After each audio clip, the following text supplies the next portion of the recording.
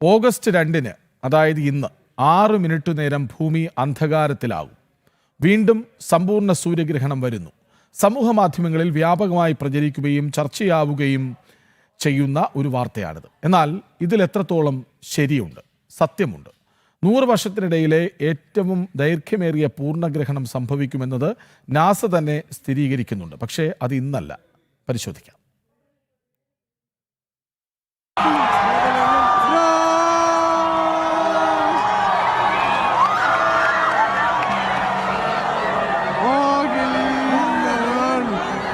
പ്രകൃതിയിലെ ഏറ്റവും വിസ്മയിപ്പിക്കുന്ന പ്രതിഭാസങ്ങളിലൊന്ന്. തെളിഞ്ഞ പകലിനെ രാത്രിയാക്കി മാറ്റാൻ കഴിയുന്ന അപൂർവ ആകാശവിസ്മയം.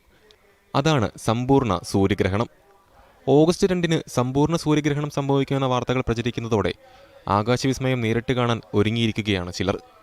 എന്നാൽ പ്രചരിക്കുന്ന വാർത്തകൾ പൂർണ്ണമായും കണ്ണടച്ച് വിശ്വസിക്കേണ്ടെന്നാണ് ശാസ്ത്രലോകം വ്യക്തമാക്കുന്നത്. ഓഗസ്റ്റ് 2-ന് അത്യപൂർവമായ സമ്പൂർണ്ണ സൂര്യഗ്രഹണം സംഭവിക്കും എന്നത് സത്യം തന്നെയാണ്. പക്ഷേ അത് ഇപ്പോഴല്ല. കൃത്യം 2 വർഷങ്ങൾക്കപ്പുറം 2027 ഓഗസ്റ്റ് 2-നാണ്.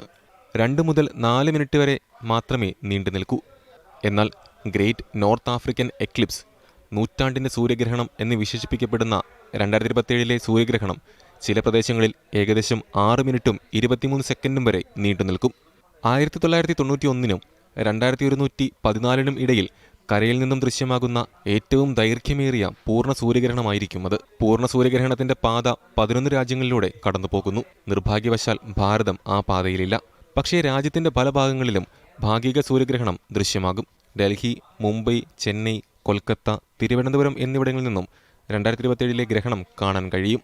വാസ്തവവിരുദ്ധമായ വാർത്ത വിശ്വസിച്ച് ഗ്രഹണം കാണാൻ ഒരുങ്ങിയിരുന്നവർ പൂർണ്ണമായും നിരാശനാവുകയും വേണ്ട. 2025 സെപ്റ്റംബർ 21-നാണ് അടുത്ത ഭാഗിക സൂര്യഗ്രഹണം. ഓസ്ട്രേലിയ, അന്റാർട്ടിക്ക, അറ്റ്ലാന്റിക് സമുദ്രം, പസഫിക് സമുദ്രം എന്നിവിടങ്ങളിൽ നിന്നും ഇത് ദൃശ്യമാകും. 2026 ഓഗസ്റ്റ് 12-ന് അടുത്ത പൂർണ്ണ സൂര്യഗ്രഹണവും കഴിഞ്ഞാണ് നൂറ്റാണ്ടിന്റെ ഗ്രഹണം വന്നെത്തുന്നത്. സയൻസ് ഡെസ്ക്, ജനം.